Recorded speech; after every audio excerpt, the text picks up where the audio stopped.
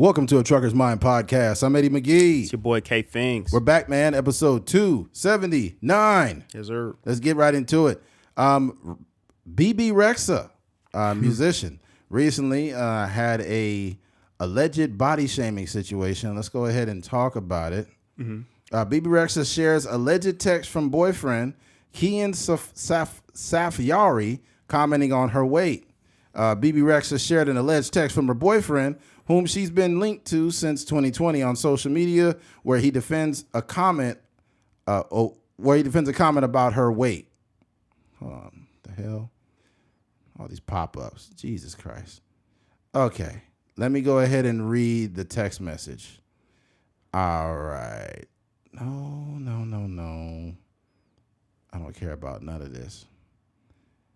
Where the hell? I just seen it. There's a long message. Yeah, he sent a paragraph. It is a fucking long one. I don't want to read it. This is E. You know how E does their shit? Mm-hmm. Yeah, this is annoying. Hold on, let me go actually. Some people just be talking about it. Yeah. Bro, I'm just trying to find the text. Yeah, hold on 1 second, guys. Sorry for the mishap here. Bear with it, squad. Yeah, because I want to just read the text only. I don't want to read all that extra bullshit they trying to get us to read. Yeah. Let me see here. Rexha text. All right. You found it? I'm pulling it up right now. Pulling it up. This is weird, man. The article, it's an article being read. I want to read it verbatim. That's when I pull these articles up, I want to read it verbatim. Yeah, you don't want no fluff. No, because I don't want to be like, well, he basically said this. Nah, You got to go to TMZ. TMZ be trimming the fat. They do. No pun intended. Oh, yeah, right. Let me see here. Jesus Christ, man. I'm going to text it to you. I see it here. They suppose his boyfriend is a fat shamer. I got the article right here at the top. Boom. Shout out to TMZ. They just sent me the same article I just found. Here's the message. And it reads, hey, another fucking ad pops up. God damn, you guys just don't stop, do you? Motherfucker, shit. All right. Hey, I never said you weren't beautiful, and I never said I didn't love you. In fact, I said how beautiful you are and how much I loved you. But I always said I would be honest with you in your face. I'll be honest with you, and your face was changing, so I told you it was. That was a conversation we were having, and you asked, because I care, would you rather I lied to you? You gained 35 pounds. Obviously, you gain weight and your face changes. Should I just pretend it didn't happen and that it's okay? Come on, I gained 3 pounds and you call me chubs and fat. Doesn't mean you didn't love me. If you're trying to find reasons to break up, this makes sense. But it's not the real reason. If you're unhappy with me / yourself with life and don't see a future with us, then that's okay. And that's the reason. Don't use something like that to weaponize your anger or anxiety or insecurity you may have. I always found you to be beautiful and love you no matter what. I think it's important for you to think about things and write things down, speak to your therapist, and do this retreat thing to get to the root of the problem. Let me know if you'd like to speak, if you need more clarity. Love you. This is what I'll say. I'll be very clear. Ladies, I know a lot of times, a lot of your friends and, the people they speak to you in this way like, oh my God, I love your shirt. Your eyebrows are to fucking die for. I want your body. Oh, I'm so jealous. I'm going to just keep it real with y'all. That shit is fake. You guys communicate in a way that we don't as men. As men, we communicate straight and direct, right? And I think that you don't need to be critical of your wife's body or your girlfriend's body, but let's be very clear. If you are with somebody, they should be able to tell you very blunt and honest things about you, right? If you can't, then why the fuck are you with them? That's insane. Ladies, if a man is not holding his weight in the household, right? He's broke all the time, or he's sitting on the couch, he's not doing what he should be doing, or he's slacking off. He's doing something that's opposite of his integrity, and you tell him, I love you, but I don't think you're holding your weight around here. You got every reason to tell that man that because that's your man. That's somebody that you should be able to fucking tell that to. Mm-hmm. But the fact that she tried to put him on blast and call him a body shamer, that's her fucking problem. Mm-hmm. That's not on him. I feel like he communicated in the most respectful way you could talk. But he basically told her two things. He said, well, I gained 3 pounds and you called me fat and called me chubs. So you saying he body shamed you, but you body shamed him. Yeah. And that's why she took the shit down so fast. She put it up and then she took it down. Yeah. Because you looking stupid. And he also said, look, if you want to leave me, just leave me. But don't make it about this weight thing. Yeah. There's another thing that people aren't talking about. Sometimes women get in a relationship with a dude and he's a decent person and they not mature enough for that type of person.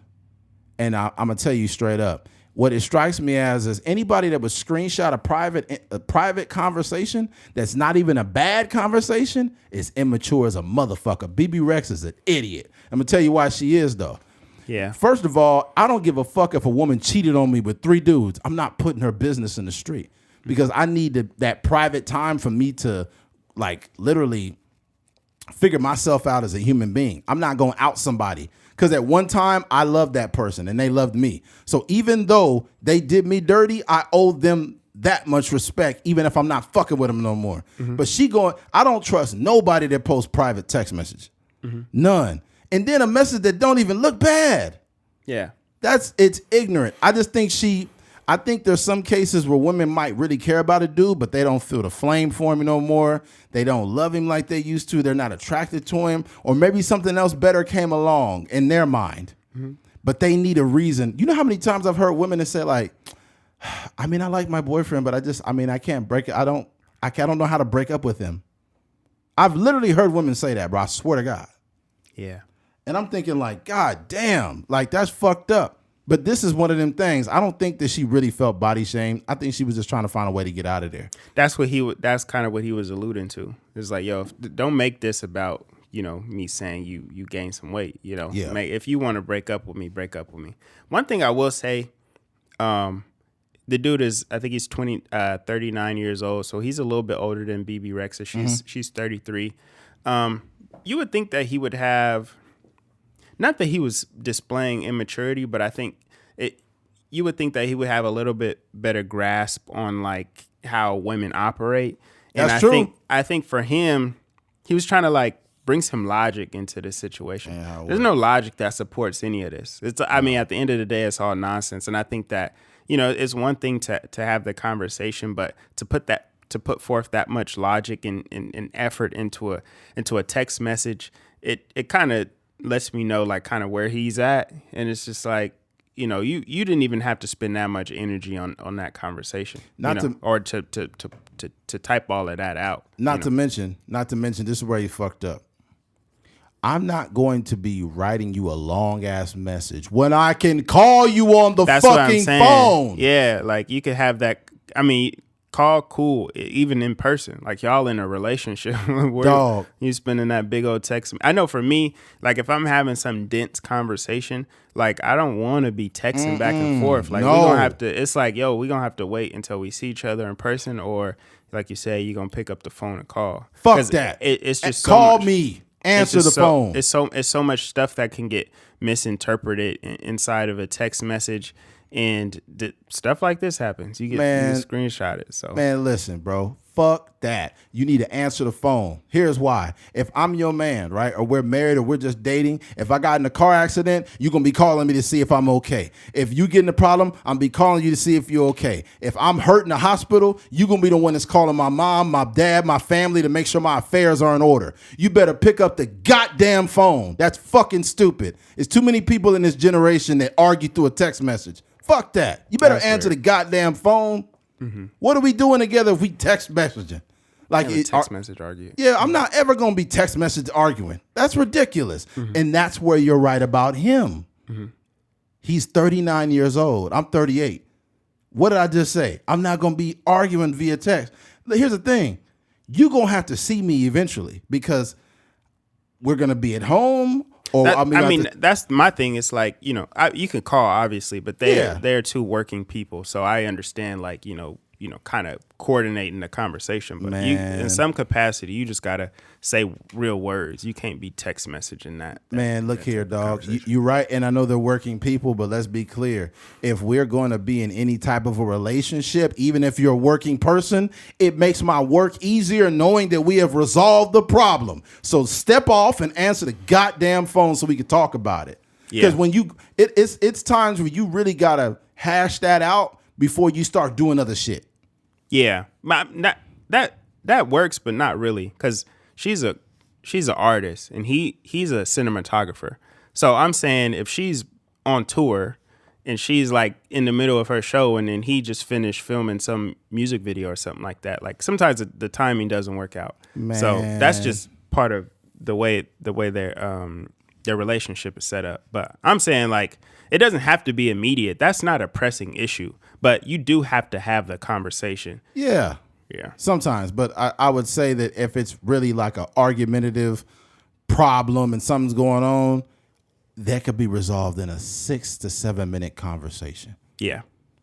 All this text message and take more energy. And when you're typing things, it's all you dragging it. Yeah. You're dragging it. It's out of context, and the person is comprehending it on a level that is processing slow and it's processing bad. Yeah, it's like, so you think I'm like this, and it's like it's just an argument. It's an argument, but it's not even a real face-to-face argument. It's even worse. It's you using the same device that you got your hands on. You can just fucking call somebody. It's annoying.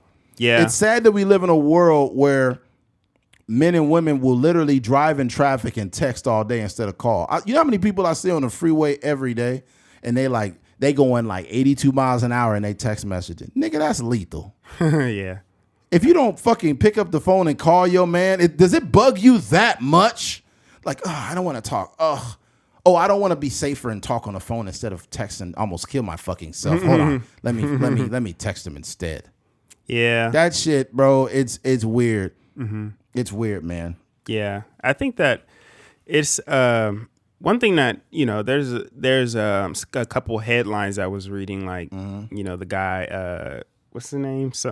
Kate something, I forget. Whatever her boyfriend's name is, that he was like body shaming her. He wasn't body shaming her. She asked a question. I'm pretty sure she said, "Hey, do I look fat in this?" Or, you know, what do you think about whatever that question was that led to him being honest with her, but telling her that she gained 35 pounds. It's like, he just told her the truth. He didn't body shame her. I think we get these new words, you know, like I said before, we get these new words, new lingo, the words like gaslighting and trigger and body shaming and all this body dysmorphia and all this other stuff. Toxic. And then we just start throwing these words around so casually, and that's kind of what happened here. But if you're inside like gaslighting me, shut up. I think that to be honest, you know, who knows what their relationship looks like? It's 2023. People probably gonna make up, and they probably gonna post another Instagram picture with them kissing or in the gym or something like that. But I think that I would say that most people should want a person that's that honest with them. Fuck yeah, because you don't be around here looking stupid. Yeah, and like you were mentioning, like if you see somebody like on the man end, if you see somebody like being a little bit lazy, or, you know, say you don't got a job or whatever the case may be, and you're not out putting in applications, or you're not grinding or trying to figure it out, and your girl is like not in a negative way, like, nigga, get your ass up and do something with your life, but like in a supportive way, like, hey, you know, I noticed it's a show that I'm watching called Based on a True Story, and inside of the show, the dude, he's like a former tennis player that he blew out his knee. He had a promising career, but it just kind of fizzled out, and he was left being like just a coach. He just coached tennis at like a local club or something like that. And his wife was saying like, yo, I wasn't sad or I wasn't mad or angry at you that your career didn't pan out. I'm kind of sad that you just kind of gave up on life. And that's kind of like, that kind of like I think that's a healthy way of approaching it. Like, I love you for who you are, but at the same time, like, the world don't stop just because, you blew your knee out or something. Yeah, like that, but just the severity, people don't realize the severity of being with somebody. It comes tied with a lot of things. Like literally, if I had bodily injury, I have to rely on you to get my affairs in order. Like something could happen where you got to call my family or whatever. So we can't be tiptoeing around like, oh, I don't want to say the wrong thing because I don't want to make them mad. Fuck that. Look, man, I'm not saying you should say mean things to women. I think you need to process how you say things, but you need to be very direct, because if you don't, then you could just be in a relationship with somebody that's being delusional. I remember that the homie Omar talked about this. Shout out to Omar. But he was saying, like, I guess he mentioned something about his breath or something. He's like, his breath was smelling bad or whatever. And his wife was like, I didn't want to tell you that because I wasn't trying to be mean. He's like, fuck that. Tell me. Let me know. Yeah. So I'm not out in public and inconveniencing other people. And I think little things like that, man, in every relationship, not just romantic relationships, relationships that hold you accountable. What if your friend tells you like, hey man, you got to lose some weight? That's a real friend. If your friend tell you, hey man, I think you should take care of your kids, man. You ain't really had, whatever the case. You ain't been spending time with them. You've been spending time with your kids. Yeah. Hey man, you got to watch this. Hey man, do you got a life insurance policy? You need to get a life insurance policy. Hey man, do you got any savings? You should save some money, man. Hey, what's like that's what a real friend or a real person does. Yeah. You got to stop being too afraid to fucking say stuff. It's wild to me. How many people just, bro, and this is for a lot of women, because women don't say, they're not used to communicating like this with their friends. Y'all claim to be so close. You want to know why I know for a fact women don't communicate honestly with their friends? Because anytime you start messing with a woman, they start telling you about all the shit their friends doing. And then you ask them, you be like, so did you tell them? They're like, I'm just, I just letting her be herself. And it's like, hold on a minute. It's crazy. You're being a bad friend. Hold on. It's crazy. Because what will happen is they'll tell a story and it'll be like, you won't believe what just happened, or you won't believe what such and such did. So their friend did something heinous, terrible. Like, maybe they was at work and I don't know, they might have cheated on a boyfriend or something like that. Right. And be like, yeah, it's crazy. Stacy been cheating on her boyfriend for the past year, and she gonna tell me that this dude got better dick than her boyfriend and all this other stuff, right? And then what will happen is, this is the way they telling the story. And I'm thinking in my head, like, man, this girl's a hoe. Oh my gosh, how could she do this to her boyfriend? Her boyfriend taking care of the household, all this stuff. And he'd be like, okay, and he'd be like, oh, so did you tell her that? Like, no, I didn't tell her that. And you're like, you have all these thoughts inside of your head. You've been like, thinking about her, or, trying to, painting your friend as this hoe, or all this, like all this, like, kind of story that you added to the conversation, but none of that was articulated in the conversation. Yeah. You got two options. We got two options at that point. You either be honest or you need to find new friends. Because if you're just around them, you're kind of facilitating it. You need to be honest with them and tell them, hey, Rebecca, or whatever her name is, if you're sleeping around with these guys and just giving it up on the first date, you're never going to find the person you want, or whatever the case. Like, you're sleeping with all these dudes and you're judging them at the same time, whatever the case. You just need to articulate a very direct, honest message to your friend. If you met a friend, right, and they was 110 pounds and now they 350 pounds, and you still like, girl, you are that bitch. You are so beautiful. Why ain't you gonna tell your friend that she fat? And not even that she fat, but that you fear for her. You got to get in the gym. And I'm not trying to crack no jokes. I'm being real. That you tell your friend, hey, I'm worried about your health. I love you. Yeah, I love you, and I'm worried about your health. And you've gained a lot of weight in a short span of time. And at that moment, you shouldn't be worried if she feels judged or if she feels harassed. People, when you tell them a blunt message, they will hate you for it, but they'll appreciate you later. And if you want to disown me as a friend, then bye. Go to the streets where everybody's gonna fucking lie to you. I'm not gonna do it. And that's what I miss about my grandpa the most, man. My grandpa, even though a lot of times I feel like he was out of pocket with people, he would tell people the most fucked up shit. he would be blunt and honest, and it'd be rude sometimes, but he would just laugh it off. Mm-hmm.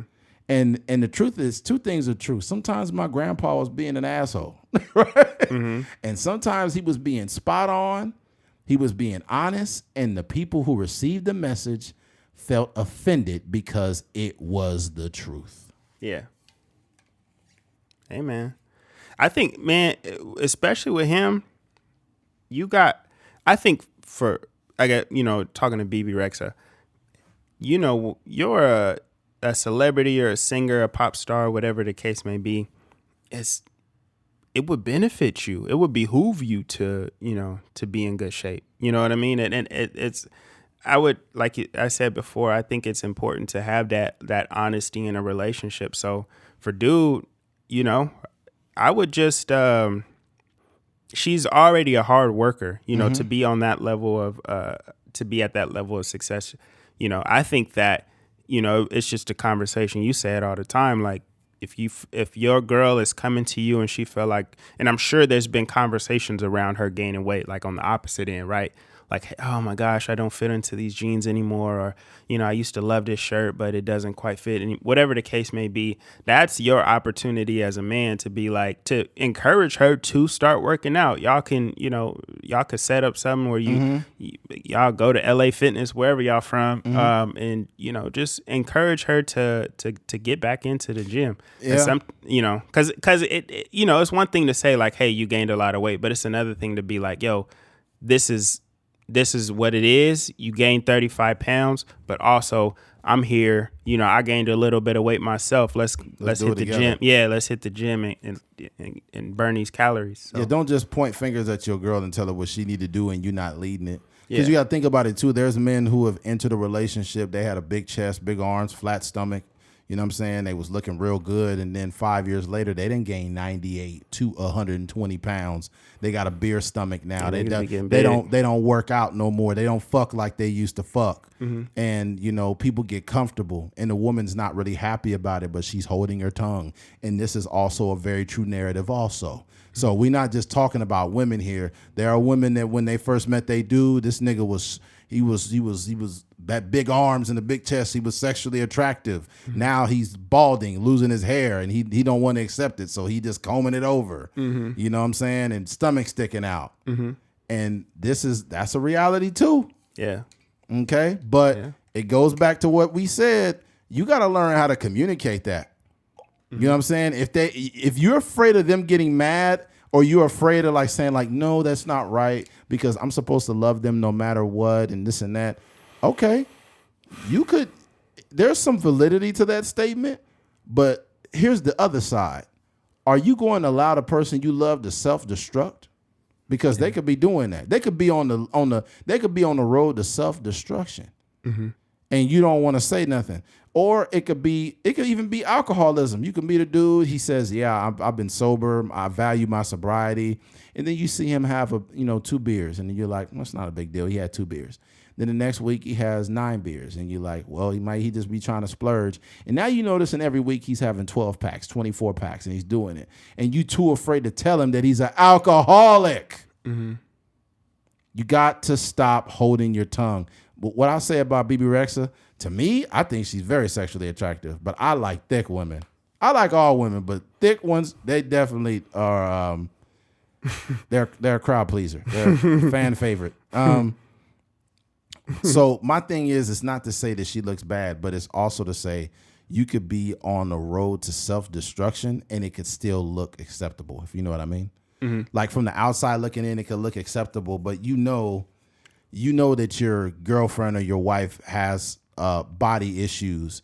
And if you allow her to keep on going down that path without telling her nothing, she's just going to sink and be depressed. Yeah. And there's not going to be any words of encouragement you can give her because women do have a lot of insecurities when it comes to their body. Mm-hmm. I wish women really understood how much we don't give a fuck. I think it's 2 things, though. I think one, I'm sure on his end, he probably has to deal with all of her insecurities. Like he has to deal with her constantly saying things about her weight or complaining about her weight.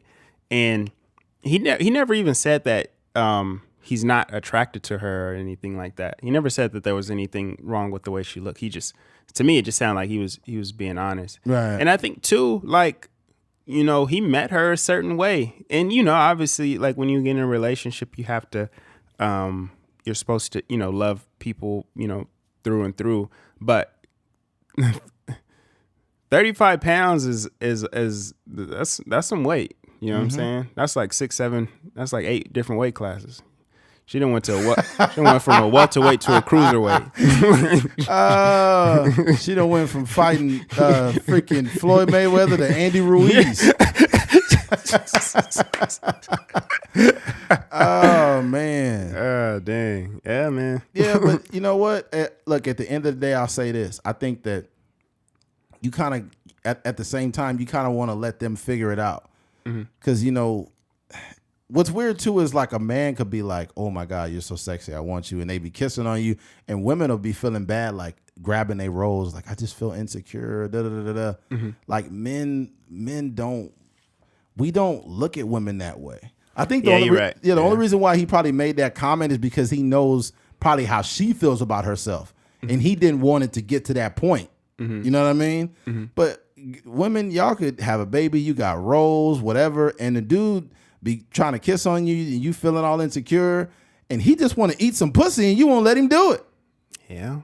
You thinking that you so unattractive that, you know, like, I don't even want nobody to touch me. Because women do be having them spells where they just be feeling like, oh my God, I just feel so unattractive. And it's like, what's wrong with you?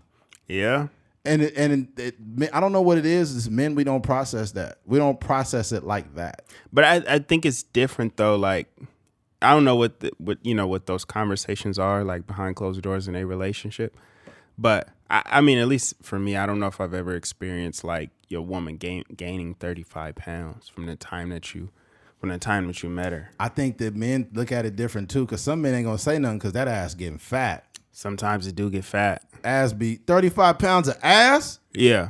Man, I think men gonna let it get to like 45 until the guts start coming. Then when the guts start coming, like, baby, we need to talk. I don't know. I don't know what it looked like with the clothes off. Hey, yo, some men ain't gonna say nothing because it's like they fucking a whole new woman. Some dudes, yeah. Sometimes it do work out like that if it's proportion. I will say though, the type of clothes she wearing is like she be covering up the torso. Oh, so switching. So sometimes it might spill out when she take the clothes off. Yeah, I mean, but sometimes the 35 just go straight to the cake. Yeah, man. That's what I'm saying. Some dudes might not say nothing. They might love her and be like, she gaining some weight, but it's all in the ass. So I'm just not gonna say nothing. Yeah. You know, that's another thing too. I don't even think women would even trip about or feeling insecure about the weight if it's all, because for some reason as a society we like obsessed with ass. Yeah. So if a girl gained 30 pounds in her ass, like that's saving money on a BBL. Yeah. And yeah. They're not even tripping because they got pretty much the same. Like they really got a gut. Their gut ain't as big or nothing. Yeah. They just got all that ass. You know what's crazy too? We talked about this before, but like with Bebe Rexha, like she kind of got popular in the black community because she was on one of them award shows and she was looking stupid thick. Yeah. Niggas was like, who is that? Who was that? You know, she had pictures, like viral pictures and stuff like that. And then we found out she's she's like a singer and stuff like that. So that probably went to her head. Yes. She thinking it's all good, it's all sweet. And then she probably looking for her boyfriend to affirm what the black community, what Black Twitter was doing. But he was like, yo, like you is kind of thick, but also you done gained 35. That's black men though. Black men, we've been first on the thick women train. Yeah. You like way back in the 90s. But it depends though. Cause like when we see something, like for example, Kelly Clarkson done gained some weight. Yeah. And you know, if I get canceled for this, you know, we only got a few listeners anyway. But but Kelly Clarkson, she, you know, when she came on the scene, she was kind of like the petite, you know, little white girl, whatever the case may be. Now she full, she healthy, and she flaunting it. You know what I mean? She doing her thing. But it just looked different. You know what I mean? So Yeah. I think you know it. I think that's kind of like what's going on. But if we got introduced to Kelly Clarkson as this thick white girl, like back in 2000, whatever, when she came on the scene with the songs and whatnot, I think it would be different. Yeah, it's true. It's a couple of that country singer Lainey Wilson is another one. She got, and like a lot of black people don't listen to country, but a lot do, but not enough. But Lainey Wilson was with a guitar with some cheetah pants on with a big old booty, and there's a bunch of black dudes sharing like, "Yo, who is this? Who is this? Who is this? Oh my god!" And that's kind of how Lainey Wilson was on Theo Von's podcast, and she said like, you know what, like personally, she's like, I've been doing this music thing for quite some time, and you know, if this is gonna bring attention to my music, then so be it. That's funny. She's got a beautiful soul, man. Lainey Wilson seems really cool. If you guys get a chance, check out Theo Von's podcast with Lainey Wilson. That was a great interview, man. It was a great conversation. But yeah, man. Yeah, black men, we made thick cool, bro. For sure. We've been doing this. Like, what do you think? I like big butts, and I cannot lie. What Bebe Rexha need to do is just go get a nigga. Get one of these rappers or something out here that'll take care of you. Yeah, that's probably what it is. Get you a Joe Budden. Joe Budden. That nigga Joe Budden, like the thickest woman in the world. Yeah, but I think what it is though too is from his perspective though. I don't even know if that was like, she's obviously a very attractive woman, but I think it was he probably was saying that kind of to protect her. You know what I mean? Yeah. That's what I'm saying. There's no context but at the same time, he was weak for texting all that shit. The same way where Jonah Hill was weak for texting all that shit. Get her on the phone. Get her on the phone or talk to her in person. These are grown men, like you mentioned. They have not figured women out. I don't think none of us will figure women out. They're very complex beings. Yeah. But at the same time. But you could kind of like, you could set yourself up for success. You can learn how to navigate their emotions, right? Not to say that men aren't emotional too, but women are emotional in a very different way. They have like these waves of emotion, right? And it's like they got these waves where you could be on your surfboard and it's just like, okay, I'm riding a wave. I'm riding a wave. Tsunami. Oh, fuck. Yeah. Tsunami. Yeah.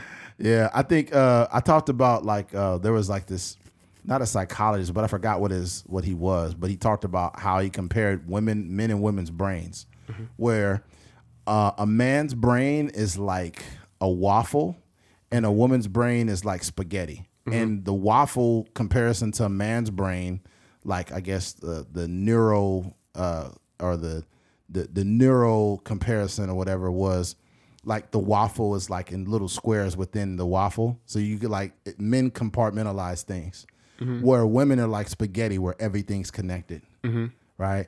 They'll be like, oh, I'm so stressed out today. Like I went to work and the lady yelled at me and then I cussed her out. And then I went to the car wash and they didn't have the car wash that I wanted. And then you never tell me that I'm pretty. You're like, how is this shit connected?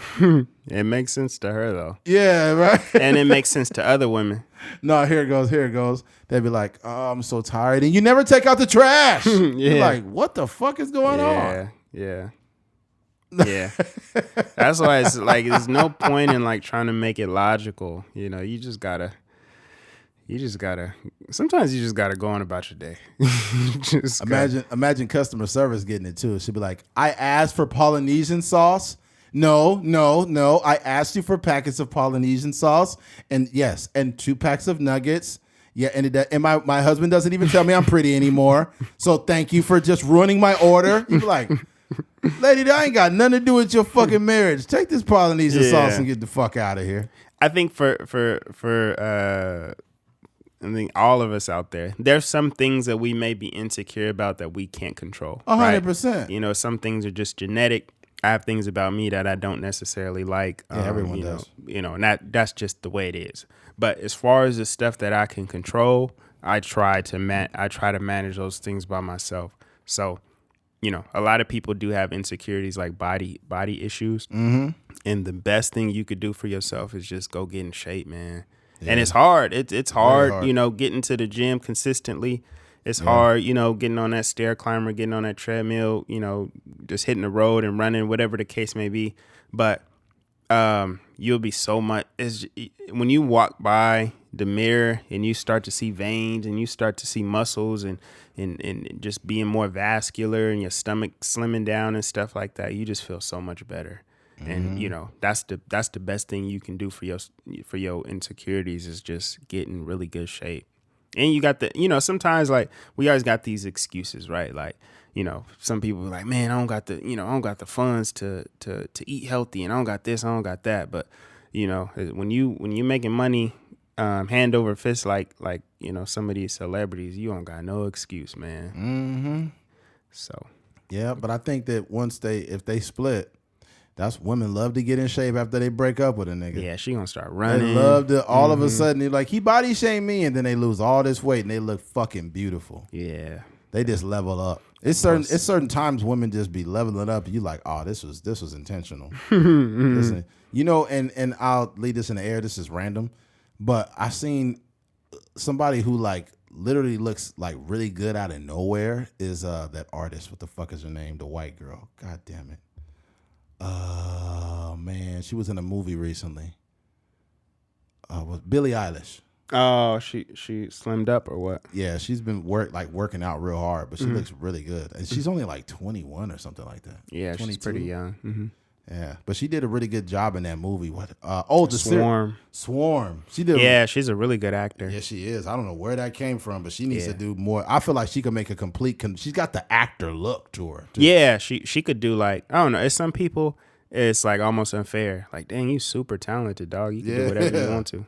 Yeah, the whole music thing. Yeah, that's cool. But she's one of those people that can make a complete switch. Mm-hmm. Yeah, she's only 21. Yeah, but she did a good job in that movie with looking older. Mm-hmm. Like they did her makeup and shit where she like very subtle things that she looked like she was like older in that movie. Mm-hmm. Yeah, shout out to her. Shout out to Billie Eilish. That girl went into a camp full of lesbians. You seen that? Mm-hmm. That was wild, yo. Yeah, it was just super. Like the way she was. I don't even know. Like it. I think it's cool. Like, you know, the luxury Donald Glover had. You got to think in that show he had what's her name? Like something Dominique Fishback or something. I forget her name. He had that girl in there. He had Chloe Bailey. He had Damson Idris. He had Billie Eilish. Who else was in there? There might have been a couple other people in there, but you know, just like how many superstars was in that show? Just like, you know, just off of a phone call, probably. Like, yo, get Billie Eilish in there, and really her acting debut. I don't think she's ever done anything before. Yeah, she did a fucking smashing job in that movie. Yeah, shout out to her. All right, man, let's go ahead and move on. Switching gears, Miranda Lambert. Country singer. So we're starting to get musicians knocked out of there today for some reason. Mm-hmm. Miranda Lambert scolds fans for taking selfies during her concert. I don't like it, end quote. Snapping selfies at a Miranda Lambert show is a picture-perfect pause. During the recent performance in her Velvet Rodeo, Las Vegas residency at the Bach Theater, the country singer abruptly halted her set to call out some fans for taking selfies at the show. These girls are worried about their selfies and not listening to the song, and it's pissing me off a little bit, Lambert said. According to the video of the performance posted Sunday, I don't like it at all. We're here to hear some country music tonight. But Lambert didn't let the moment get her down. Shall we start again? She asked the audience shortly after. Lambert isn't the only singer who's taken aim at concert etiquette recently. Earlier this month, a fan captured video of British singer Adele showed the soul pop songstress sounding off on the recent trend of fans throwing objects at artists on stage. Wow. Have you noticed how people are like forgetting show etiquette at the moment, throwing things on stage? Have you seen it? Adele said, later joking, I dare you throw something at me. While artists have faced attacks from fans in recent weeks. Last month, a man was charged with assault after hitting pop singer Bebe Rexha. Oh, goddamn. So, she got her whole eye busted. That article is kind of getting out of the... Yeah, it's getting out of the main topic. Thing. Yeah. Yeah, but it's just bringing up examples of other artists. All right, well, here's that's neither here nor there. In this regard, in this situation with Miranda Lambert, what I will say is she's wrong and she's right. Miranda Lambert is wrong because you're trying to tell artists how they should enjoy the show. And that could be received. The fans? Yeah. You're trying to tell somebody how they should how they should absorb or how they should receive the show, which they did pay to get in there, right? And because of people like that, they're funding your career. Where she's right is the fact that people don't enjoy moments anymore. They bring social media with them everywhere they go, and they care more about broadcasting that they're at a fucking show than enjoying the show, which is annoying. And Miranda Lambert is 39. She's 1 year older than me, which means she comes from a time where we were pre-internet. We grew up in a time where we were very analog. There was things that were turning digital, but we're one of the last analog generations out there.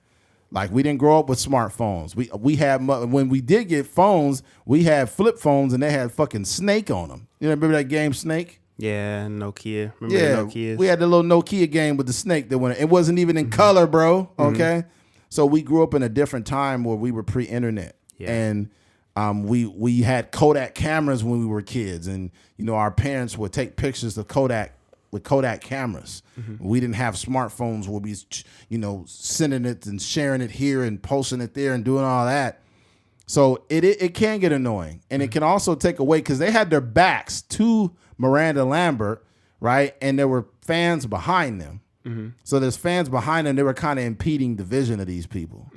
So I guess she was just like, what the fuck? Like, but she's kind of wrong still. But I do understand why she stopped the show. Yeah.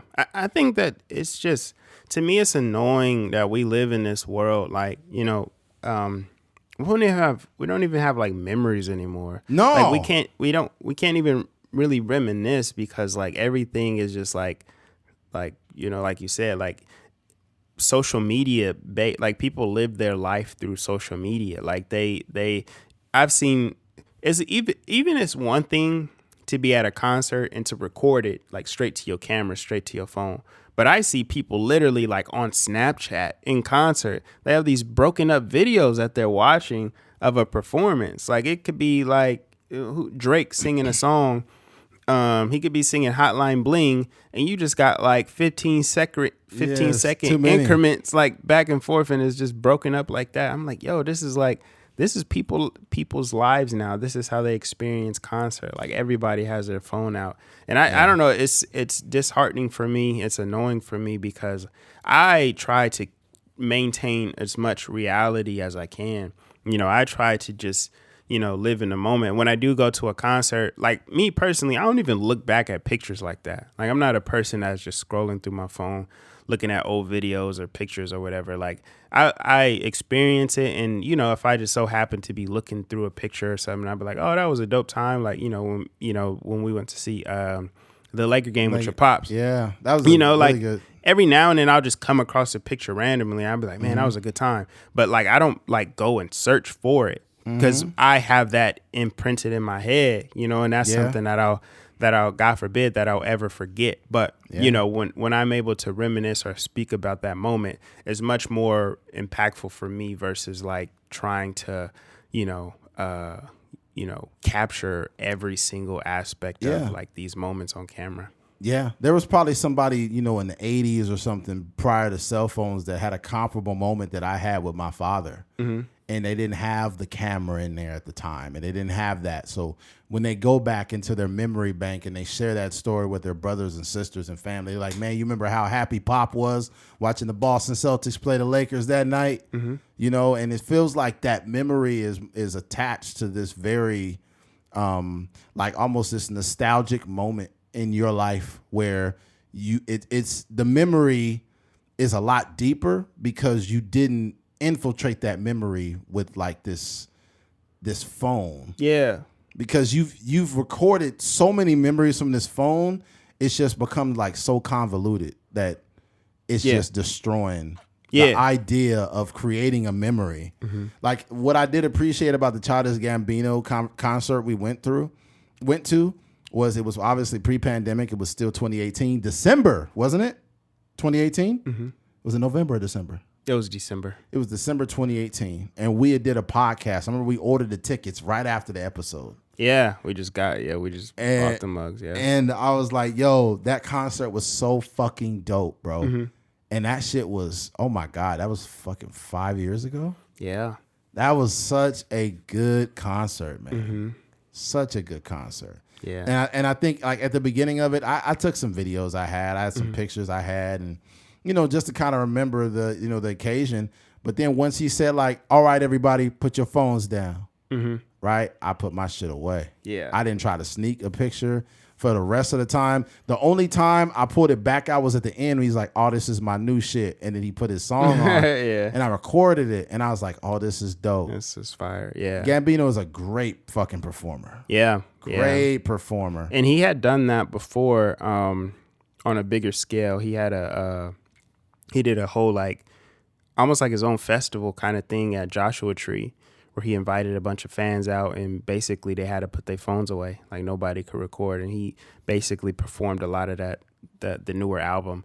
But yeah, we don't have that anymore, man. Like no. It sucks for me even being at concerts where you have everybody with their phones out. I'm like, yo, like you're watching all the lights and everything that people spend thousands and thousands of dollars and time and hours on to watch it through this little 7-inch, phone or whatever the case may be. It's like, I think that, I don't know, maybe one day we'll get back to it. I feel like everything kind of comes full circle, but as of now, it's like we ruining our experience. I think you're robbing the people you go to these concerts with too. You have to be careful. If you're taking your wife or your girl with you and you trying to experience something, you can have your phone out, but put it away so you guys could experience the moments together. Because if you lost in your phone and she lost in her phone, y'all just got a bunch of shit in your phone. Your phone is still in a memory from your mind. Yeah. You know what I'm saying? But what'll happen is if you took your little pictures and both of y'all got your phone away and y'all enjoying it, you kind of like not get in a trance, but you literally are, it's almost like, how do I put it? It's like you're absorbing everything you're watching, and then afterwards, when it's over, you really shared a real experience because you both were engaged versus you just having the phone out. It's like the phone is really out so you can prove to people that you're somewhere. Mm-hmm. If we're just going to be blunt about it, you're just broadcasting something. It's just like now when people go on trips. When they go on trips, they just got updates every other fucking moment. And it's like, I'm glad are you really enjoying your vacation, or you're trying to get me to believe that you're enjoying your vacation? Yeah. Which one is it? Yeah.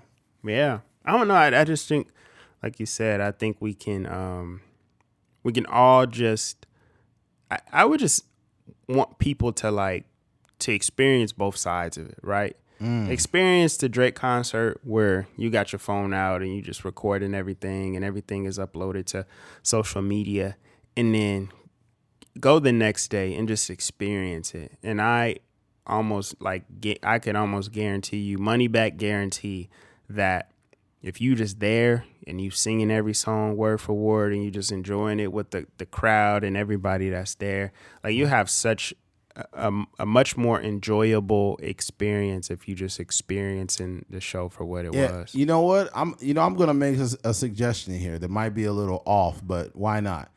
Go to eBay or go to somewhere that still makes those Kodak cameras and take one to a concert. Mm-hmm. That's even a different experience because you got to develop the pictures. You know what I mean? Like it's not like. It's not like sometimes people record it and then they're watching it back inside of the concert. Yeah.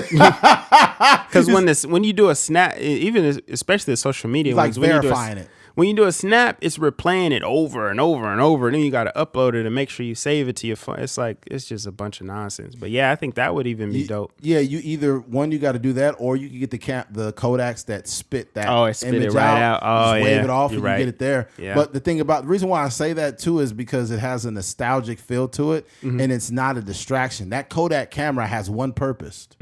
And the only purpose that Kodak camera has is to capture the moment. Yeah. That's back in the 80s and the 90s, they called it a Kodak moment. I don't know if you caught those commercials. That. So, and that's why they called it that. It was a Kodak moment. You're capturing the moment, and once that fucking thing comes out, you're off about your day. Yeah. So I really think it'd be cool to Start using Kodak cameras again, man. And then, hey, here's another one.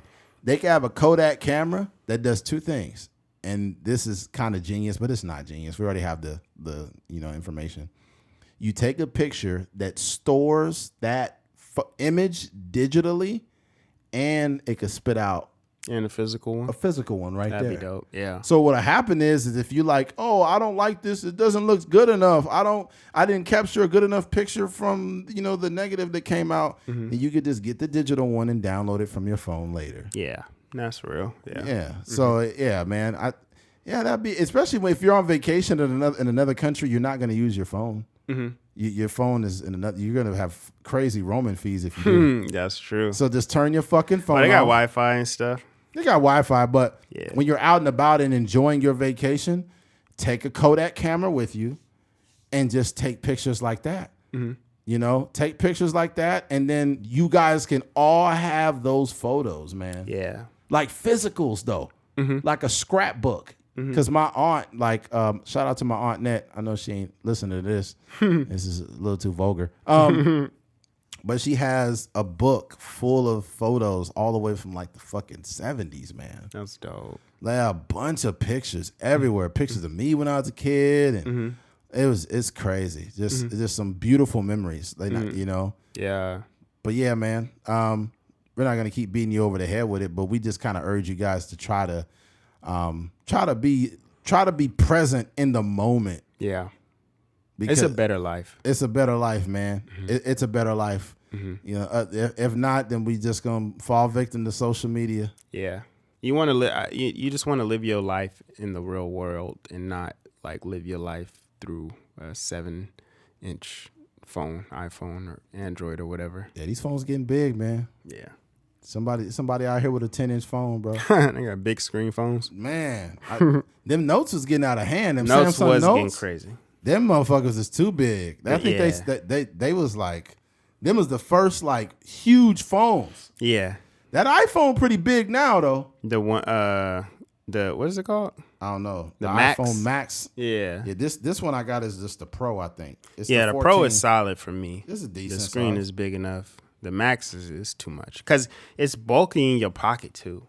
Yeah, I was at Albertsons today, and I was going to get some some deli meat or whatever.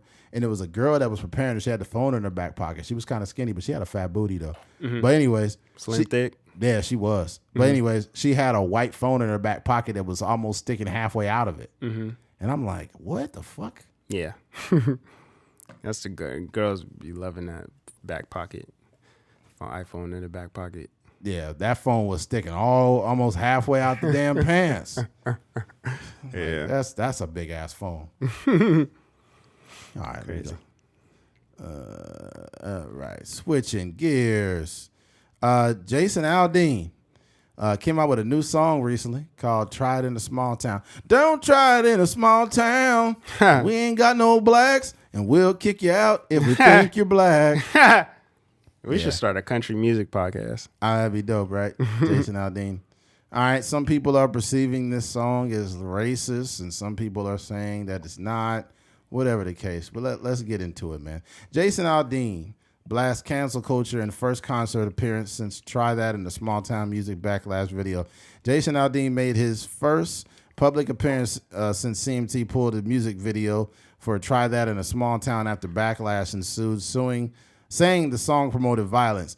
The country star was at a show in Cincinnati where he addressed the crowd after what he called a long week for him. I've seen a lot of stuff suggesting I'm this, suggesting I'm that. Aldean said during his concert with the crowd booing him. Oh, dang. Booing in support of him.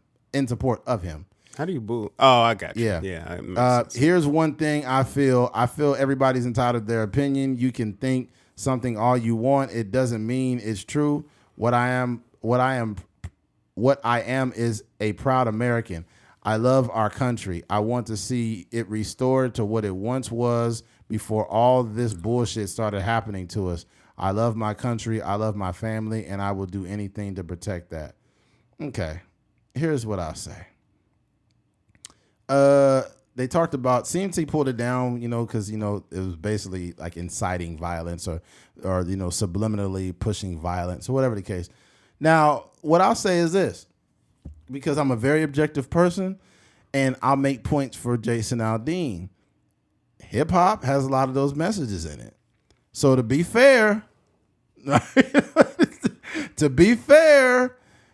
much as I'm not the biggest fan of this song or this fucking video, they want to pull it down for possibly inciting violence. There's definitely lots of lyrics in hip hop with that same energy, right? Mm-hmm. And in the video, it said, "Don't try it in a small town," and it shows these clips from like protests or whatever, and talks about like the song is weak personally. This is almost like not quite the same, but like if you scared, go to church kind of thing. Like it kind of has that tone to it. Yeah, but in the video, it shows like these images from protests and stuff like that, and people spitting in cops' face.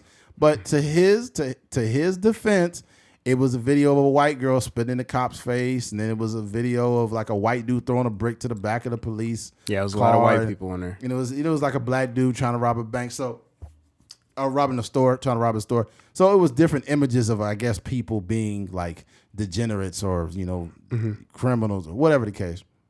Mm-hmm. And it was just like, to me, it was a toxic patriotism video.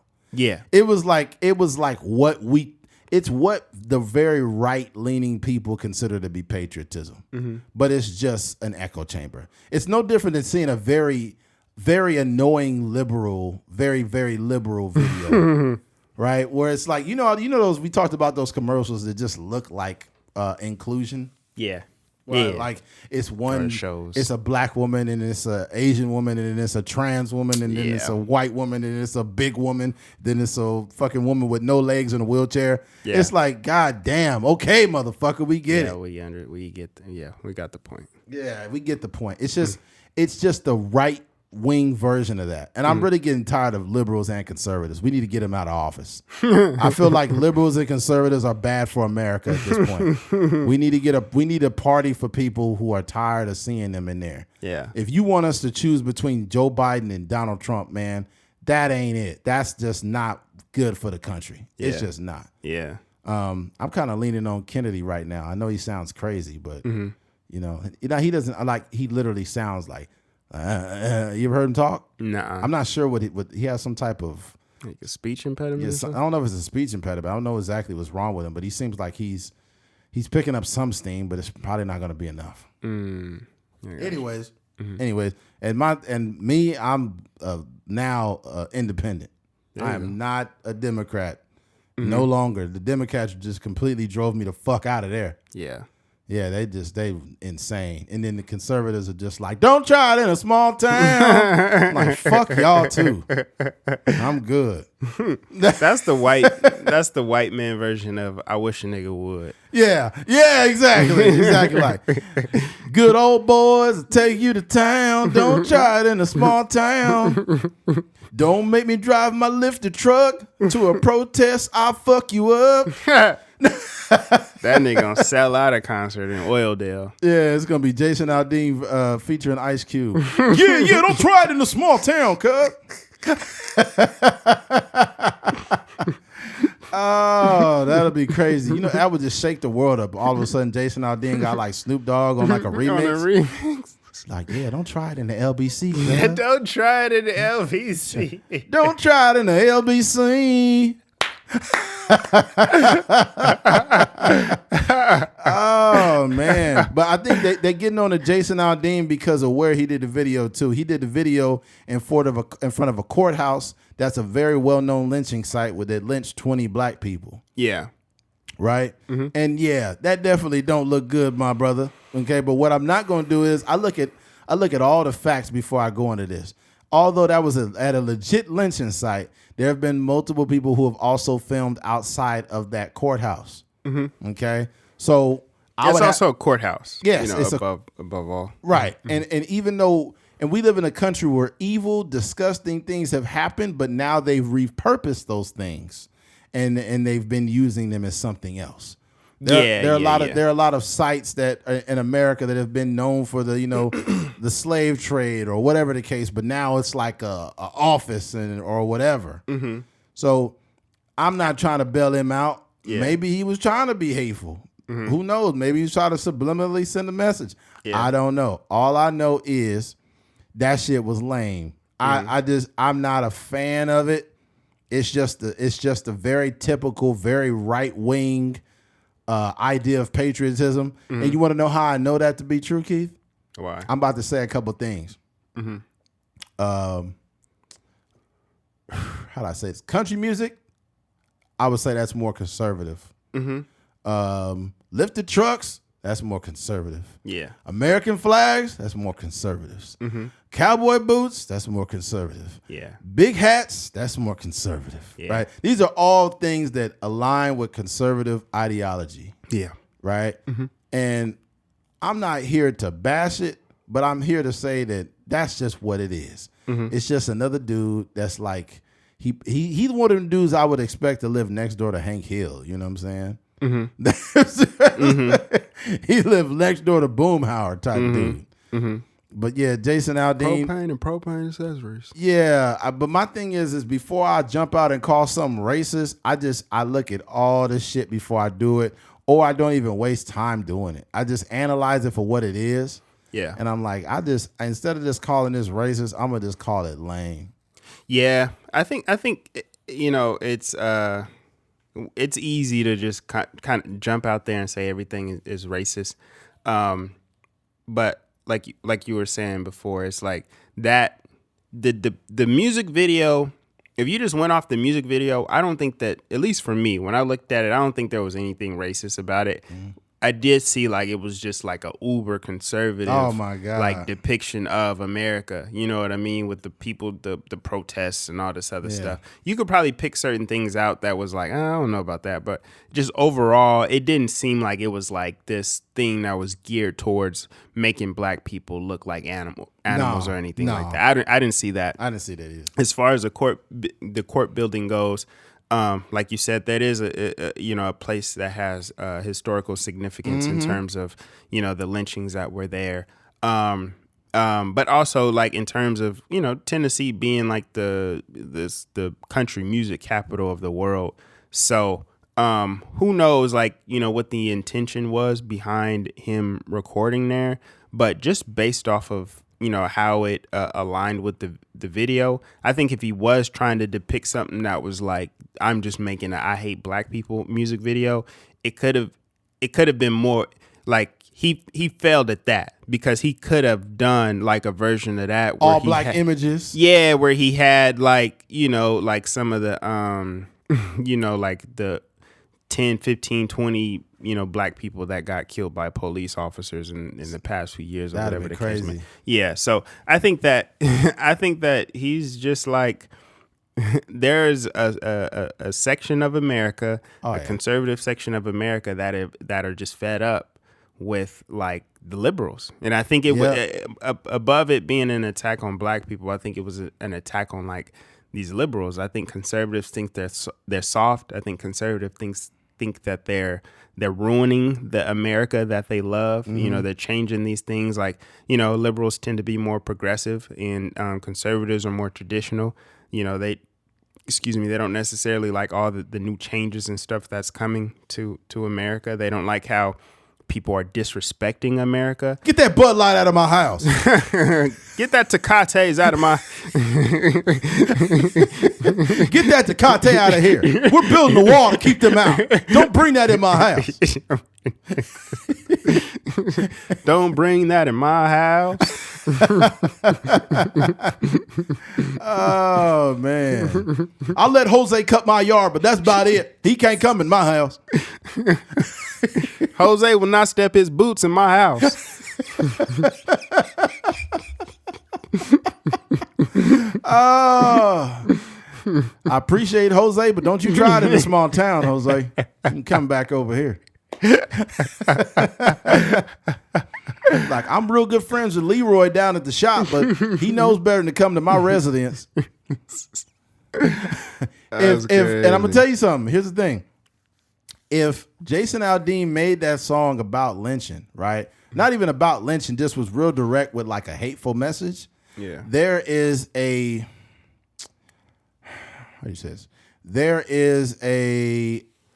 section of America that will be like, that's right. We got to take our country back. Yeah. Oh, yeah. There's some far right. You know, it's crazy. There's some far right people that's hella racist. It's crazy because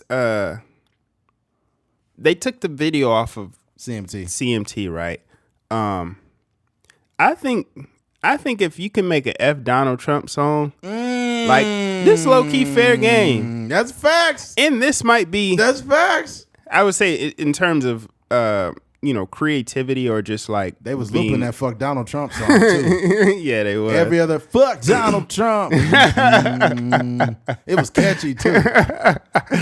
But I mean, Jason Aldean is nowhere near as aggressive as the YG and MC Hustle song. YG's like, I like white folks, but I don't like you. All the niggas in the hood want to fight you. And that was inciting violence. And they looped that shit over and over and over. Yeah, it was going crazy. Look, folks, we got to be objective, man. We can't talk about stuff without talking about what's going on other places. I'm not a fan of the Jason Aldean shit.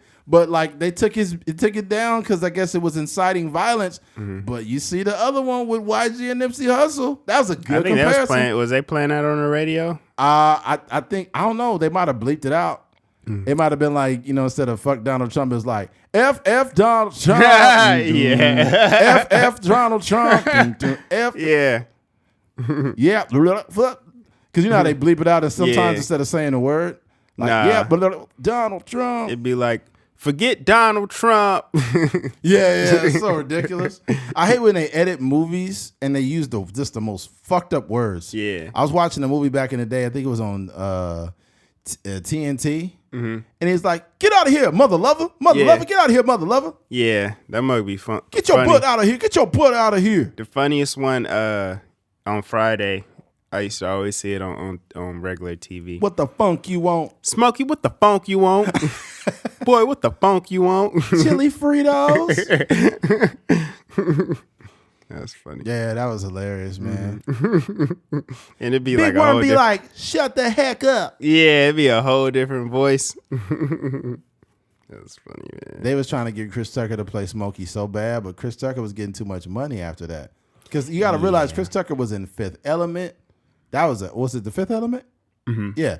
Fifth Element, and then he was in all the Rush Hour series. Rush Hour, yeah. That I ain't know what he did anything recently, but them Rush Hour series probably made him rich for life. He was just in Air, the movie Air. I haven't seen that. Yeah, but that's the Nike movie where they signed Michael Jordan. Oh, yeah, he was in Chris Tucker. I could be wrong, but he made buku money off the fucking Rush Hour. Rush Hour is probably the one that got him. Yeah. Dude, that it's a trilogy, right? I think. Yeah, there's Rush Hour, then Rush Hour 2, I think, and then 3. Mm-hmm. Yeah, I think I don't know. I think they might never like say it, but there was probably some bad blood there. Just based off of the sequel wanting to get more money and how much they got paid. And the movie, the role probably was beneath him at that point. Yeah, and that probably was part of it too. Like just the stereotype of like the role and him probably wanting to expand his acting career and stuff like that. So, but I don't know. I think a lot of times what I realized, because Chris Tucker keeps it very professional when he does interviews. He will always say things like, I just wanted to move on. I just wanted to try new things. He say like, I'm always focused on the next move, and my next movie is going to be the best one, and all these kind of things. That to me is like professionalism. He has some conflict with whoever the director, writer, producer was, and he just trying to keep it like they're just very PC answers. So yeah, I don't know. Bruh, they about to come out with a Rush Hour 4. Really? Look what I just looked it up right now. It says, will there be a Rush Hour 4 coming out? Things picked up again in December 2022 when Chan mentioned he was talking to the film's director about the script. A few months later, in March 2023, Tucker described Rush Hour 4 as one of his upcoming projects. So when will fans finally get to see Rush Hour 4? Frankly, your guess is as good as ours. Holy shit! I don't know. That reminds me of like bad boys for life or something. They got a new one coming out. My sister told me they was filming. Yeah, they already. I think they already started filming. Yeah, you niggas too old, man. Yeah, that's the thing for me. Like Bad Boys, the fourth one was not that bad actually. But the only thing is when you take so long in between sequels. Like, people get older. Yeah. You know, like, Martin Lawrence, he got, like, a round face now. You know what I mean? The jokes don't hit the same. That nigga Martin turned into a honey bun. Yeah. Will gonna be saying things that's not in the script. Yeah. Stop fucking my wife. Damn. That's Will. It's not in the script. Leave my wife's my wife's vagina alone. My wife's penis. That's crazy. Oh, man. Yeah. I still can't believe this nigga did that. And the most dopest thing about it is we caught that shit in real time and talked about it on the podcast. Yeah. Like, that shit was happening and we were literally going through it. You know what's crazy? Chris Rock, I still can't believe he messed up that joke. Which one? At the end where he I guess they I don't know if they edited it on the Netflix version. Yeah. He's like, fucked my joke up. Yeah. Yeah. Because he's talking about the I can't believe Will Smith slapped me in my face. Mm-hmm. This bitch ass nigga hit me in my face. Yeah. I think he called Jada Pinkett the bitch, I think, too. Did he? Yeah, he did. I'm like, oh my God, Chris Rock going off. Mm-hmm.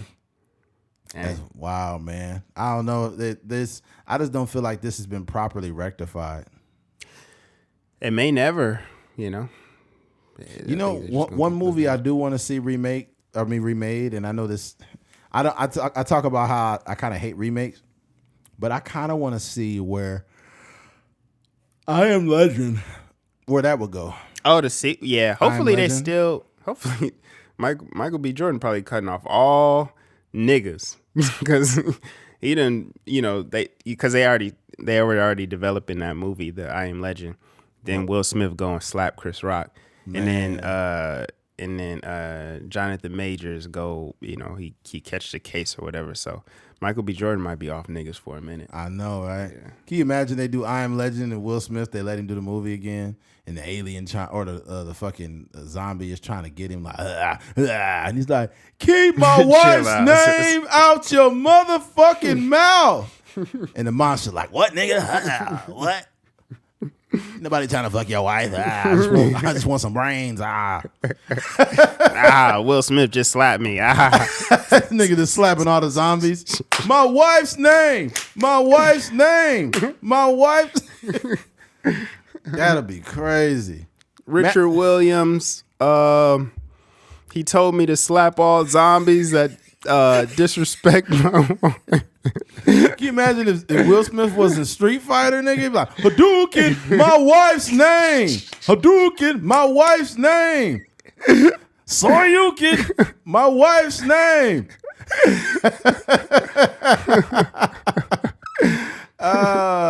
Remember the dude Saget? Jada Flame. Yoga Fire. Jada Block.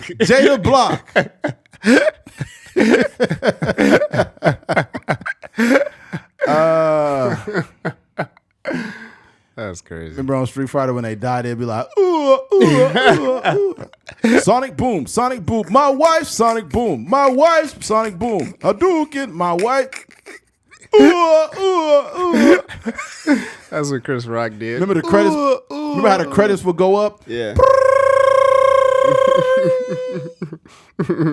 Round 1. Fight. They could create that too. That'd be like a cool little beta game. Yeah. Or it just got like Will Smith, and all he do is just show him we got one move is the slap. This one move like. Psh. My wife's name. I will. That's under Chris Rock. Oh man. Funny, man. Mortal Kombat would be like, finish him. Keep my wife's name. Flawless victory. Flawless fatality. It'd just be a picture. It'd be like an imprint of Will's hand on his face with blood all over it. That's funny. Oh, man. Good stuff. All right. Let me see. Let's move past that. Yeah.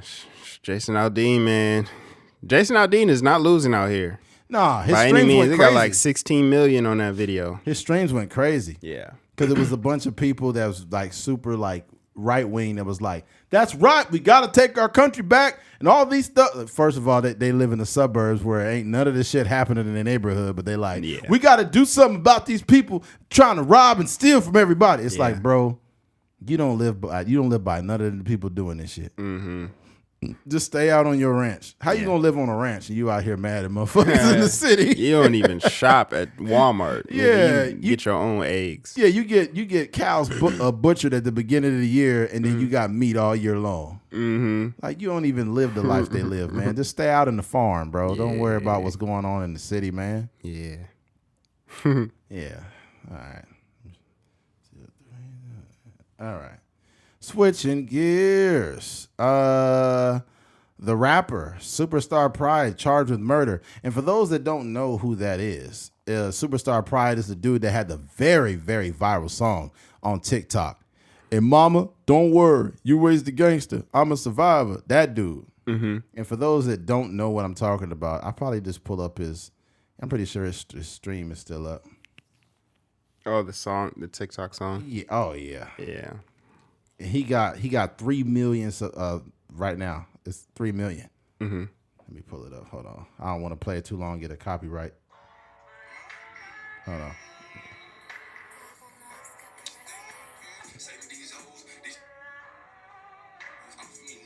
When I'm quiet, I be thinking about killers. A lot of nigga bitch may stay in they feelings. Saving these hoes. All right, I think that's enough. I don't want motherfuckers trying to be like, because I think it's they'd be flagging us on there. Huh? They'd be flagging us on there on YouTube and stuff. Oh yeah, that was only a couple seconds. Yeah, it should be good. Mm-hmm. But yeah, that dude, he got charged with murder. Yeah. Yeah, it's sad, man. Mm-hmm. And then he said, hold on. He said, live by the gun, you're gonna die by the gun, right? Mm-hmm.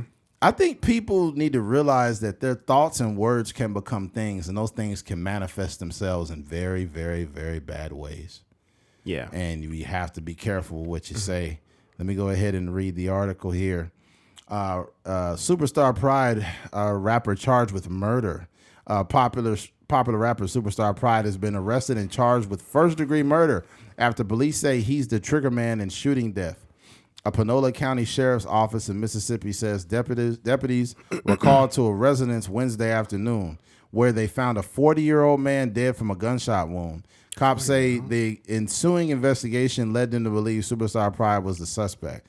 The Painting Pictures rapper surrendered to authorities a few hours later, and deputies say he was booked in Panola County detention.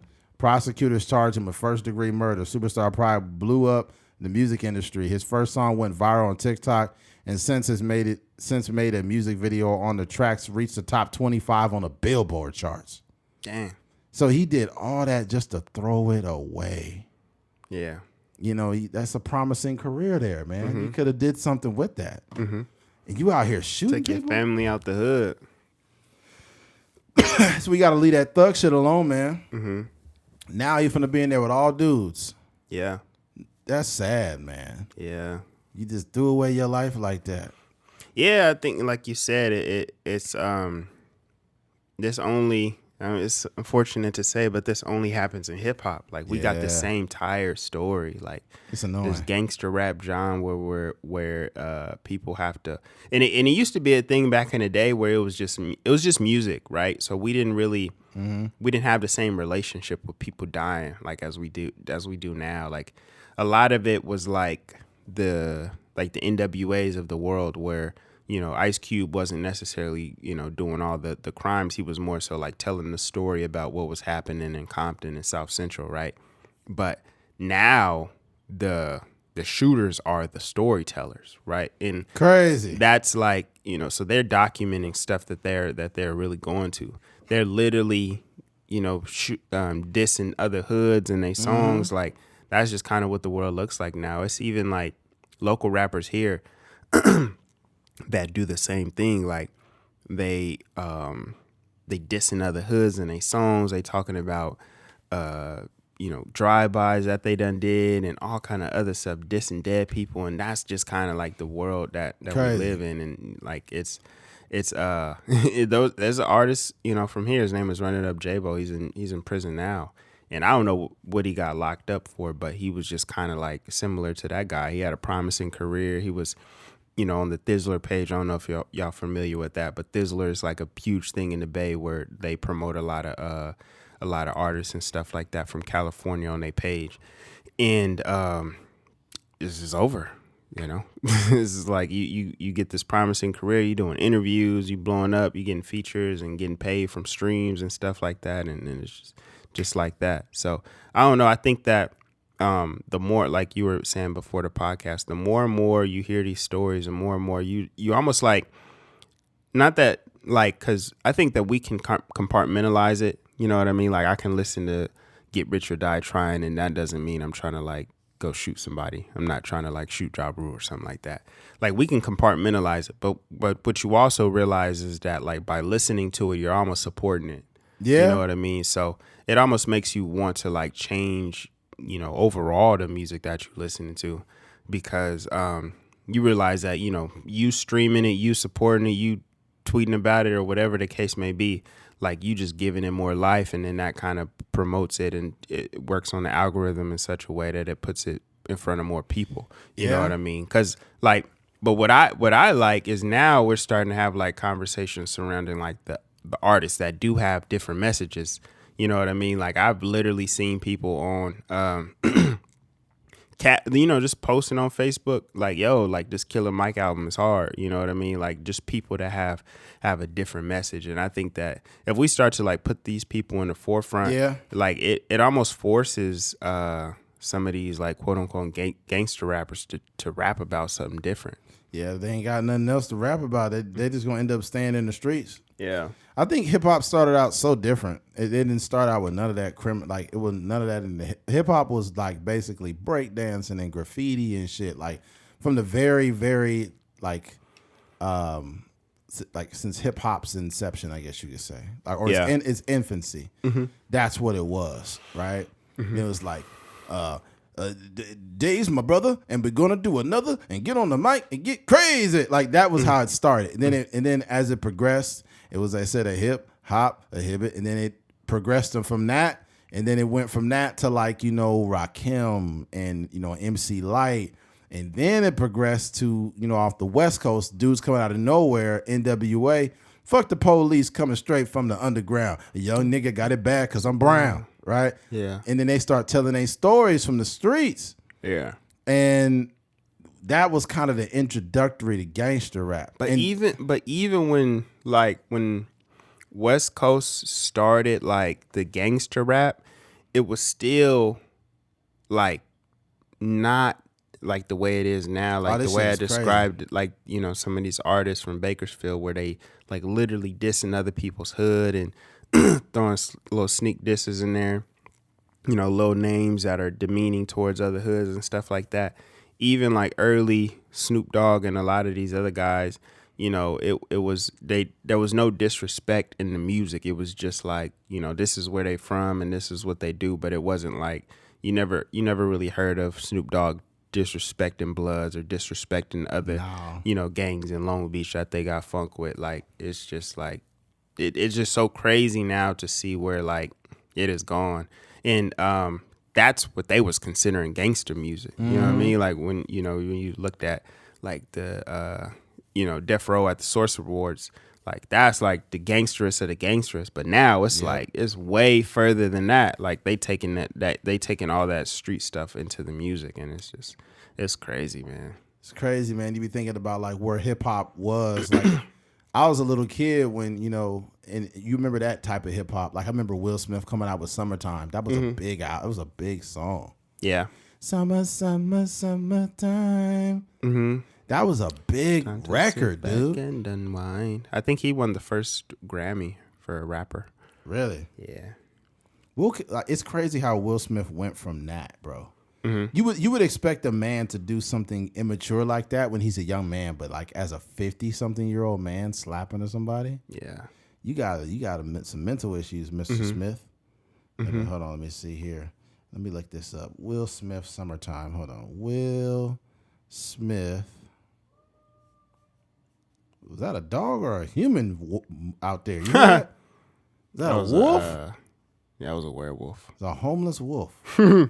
Oh, this came out in 91. Fuck. Man, that's early. Hell yeah, you wasn't even born yet. Yeah, it wasn't. I was 6 when that shit came out. Yeah, Will Smith was like he was a guy. Like, yeah. Young too. Let me see something real quick. It was 91 that came out. Summertime came out in 1991? Yep. Dang. There's another one of them gnats in here, huh? Yeah, what the fuck did they get in here? I don't know, bro. They're ridiculous. Thinking the same thing. I was just they showing DJ Jazzy Jeff. I guess he's he says, oh, here it is. The groove slightly transformed. Just a bit of a break from the norm. Just a little something to break up the monotony of all the hardcore dance gotten be, whatever. A little bit out of control. It's cool to dance, but what the fuck? How do they write this in here? These gnats these young flies be hard to kill, man. Them outside flies or these young flies? Yeah. They be like if you kill an outside fly, you need a medal or something. That's a young fly nigga. Yeah.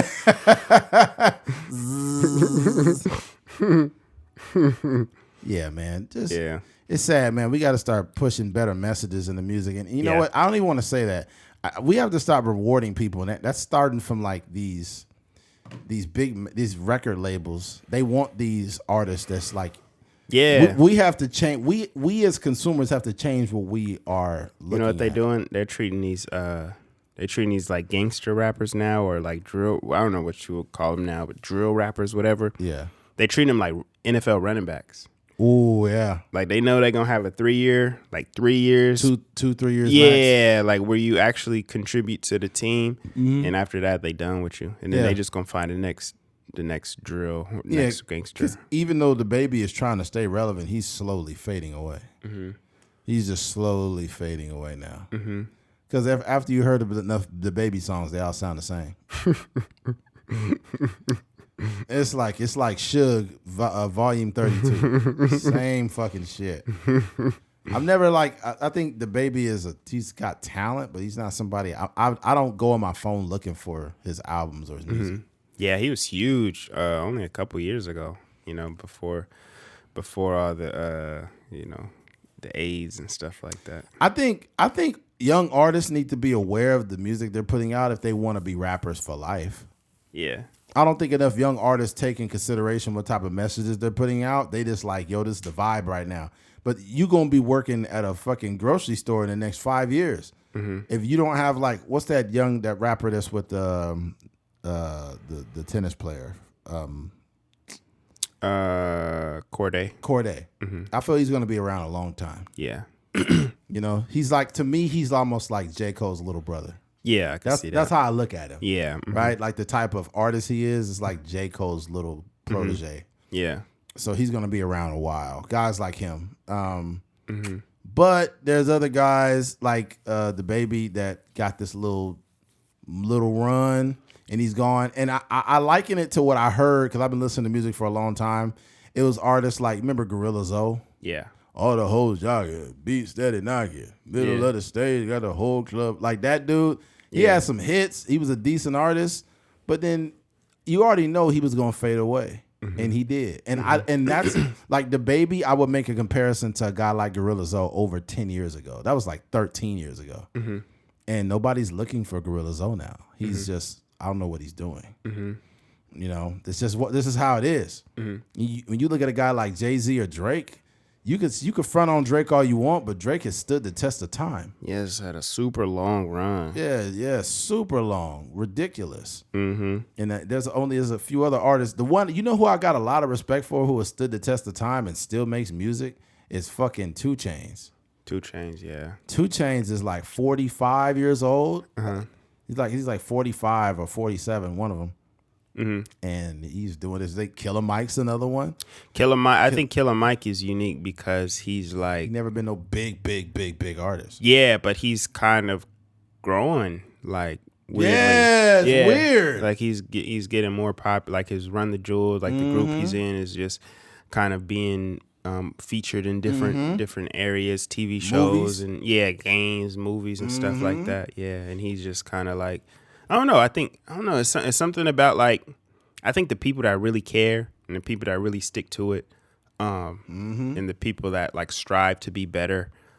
He talked about on his last album where like he put his own money into the project. You know, he wanted to get certain features. He wanted to get certain production. And he did that. Yeah, and he put his own money in there, and he was saying like his wife was tripping on him like, yo, like you spending X amount of money on your project. And you know, he was basically saying like the labor will eventually reimburse him, but because he cares, man, and I think that's something that we don't see that often. You got to listen to his last podcast with Joe Rogan. Very, very good. Yeah, I haven't listened to it yet. Very, very good conversation. Like with Killer Mike and Jelly Roll, those are 2 guys I like hearing talk on podcasts. I don't know what it is about them. But yeah, it was a really good. You should listen to it. I really think you should check out that Rogan. It'll really make you understand because he spoke about like how Run the Jewels allowed his career to last. How becoming a part of a group effort allowed him to extend his career. Dang, that's crazy. If he just stayed as a solo artist, he wouldn't even be around. He said. That's crazy. Yeah, I gotta check that out. It's definitely something. Yeah, something to that because you think about like it's almost like, you know, what type of career would an artist want? Would they want like a Killer Mike career where, one, you are an artist, but you do get the luxury of doing your own Netflix show, you know, which was like super successful Netflix show, where he was just, you know, I forget the context of the show, but he created like Cripa-Cola. It was just like super dope content. Yeah. And then, you know, getting people to learn trades and stuff like that. And then also, like you said, to be in a group, like a super successful group that tours the world, and then also have your own solo career, and then be able to just like, you know, go around the world and have like dope conversations with like Charlamagne the God and Joe Rogan and stuff like that. So I think, well, or would you want to have like the super popular career where you just, you know, like the Baby, you know, like I think I would personally want to have the Killer Mike career. Yeah, the low and slow. Like it's kind of like being a person that's you have to be one of like there's certain podcasts that I know they're not going to be here for like after a few years. Like I don't know that girl's name. I don't want to badmouth her at all, but she's just getting all these huge interviews, and it's just awkward conversations. It's just this weird. It's like got this weird ASMR type vibe to them. It's not like real conversation. It's just bullshit. Yeah, but it's a super popular podcast. Yeah. Drake went on it. That's Lil Yachty went on afterwards. Lil Yachty was on it too. Yeah, I'm just like I don't get what the appeal is. Yeah, but I'm not here to shit on it. If she's winning with that, cool. But I just think it's weird. Yeah, I also think that there's some behind the scenes stuff that we, as casuals, may not be too familiar with, like in terms of the what do you call that because nobody just arrives, if that makes sense. Like, you know, some do. It's I don't think so. Call Her Daddy did. I know they whole story. They didn't even have a podcast at all. Yeah, they was just 2 white girls that they got discovered.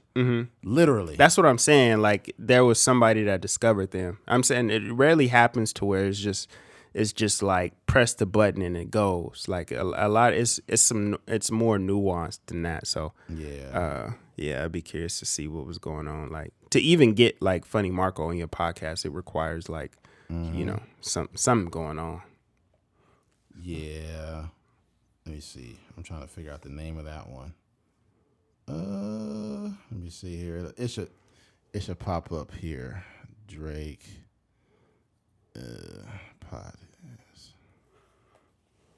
The name of the girls podcast? Yeah, it's what the hell? Bobby LaHoff? Hold on. How did Bobby Althoff interview Drake? Her name is Althoff. The Really Good Podcast. That's what it's called. It says, who is Bobby Althoff meet the 25-year-old TikToker? Oh, so she got big on TikTok. She got big off of the podcast, though. Really? Yeah, she was just a regular person before she interviewed Funny Marco. The heck? Social media star experienced a steady rise in fame after she began to post on TikTok in 2020. Her comically deadpan sense of humor has won her loyal fan base, including, it seems, several celebrities since starting her podcast, a really good one, in 2021. So she did the TikTok first. Then Althoff has interviewed comedian Rick Glassman, YouTuber Funny Marco, Armani White, and Drake. So that fucking TikTok blew her shit up. Crazy. Mm-hmm. So, hey, she won over the pandemic. That's If you was early on TikTok, like early on it, if you was early and you was consistent, a lot of them people winning. Just like what's his face, Keith Lee. Mm-hmm. Keith Lee, the food reviewer. That dude winning majorly. He changed his whole family's life. God dang. That's somebody I would love to talk to one day. Is Keith Lee. He's just highly requested. Mm-hmm. But one day that would be a really good conversation because he's an MMA fighter too. Mm-hmm. He went from being an MMA fighter to, reviewing people's food and saving businesses just by reviewing the food. So that's a beautiful job to have. Not even job, just a beautiful, like you are passionate about eating food and they pay you for it. If somebody told you, hey man, we're going to pay you this much money just to eat food. All you do is eat. It's good. It's like somebody trying to pay you to fuck. If my job is to eat and fuck, I can't be like, I got to go to work today. Yeah. You don't think porn stars get tired? It depends. Probably the female performers, because the porn star dicks don't be normal. If you got to take a 12-inch dick every day, I feel bad for them women. That's work. Mm-hmm. They be in there getting busted open every day. God dang. They probably don't do scenes every day though. Yeah, I wonder. I don't know. It seemed like they probably work every couple months because they get paid a few thousand. I guess it depends on like if you got an OnlyFans. If you got OnlyFans, it got to be way more consistent. You probably not having sex. You probably just doing like solo stuff. I could imagine some of these girls be running it up though, because I seen an interview with this porn star that said she did like multiple scenes where she flew to Vegas. She did 2 scenes in Vegas, and she went to LA. She did 2 scenes in LA, and then like a day later she left and went on a trip back to somewhere else. I'm like, oh my god. Mm-hmm. So she getting her little thing worn down. That's crazy. Yeah, you be getting that stuff. The male porn stars, they like, you getting filled up with like 14, 15 inches. Like that stuff is no joke. Yeah, the average woman would not do that. Yeah. Like just the average woman would look at that and be like, nah, I'm sorry. You got to be a little crazy. Yeah, you do. Yeah. You gotta like one of those women that be like the pain is pleasure type of women. Mm-hmm. Like you gotta be one. I had an abusive childhood. Give me all 15 inches. Yeah, one of them. Nigga be like, All right, cut. New position. This nigga still going. That's crazy. Yep. All right. Well, looks like we're running out of shit to talk about. Yeah, man. Let's go ahead and wrap this bad boy up. Let's do it. All right, man. Well, before we get out of here, make sure you subscribe to the YouTube at A Trucker's Mind Podcast. Mm-hmm. Same goes for the Instagram account at _Trucker's Mind _podcast. Also send a friendly donation to ATMPOD on Cash App. Mm-hmm. And head over to atruckersmind.com to buy some merch. Yeah. All right. And if you made it to the end of this episode, we appreciate you. Okay. Thank you for, my brain's going crazy. If you made it to the end of this episode, We appreciate you. Thank you for listening to a Trucker's Mind podcast. I'm Eddie McGee. It's your boy K Things. We're out of here. Peace.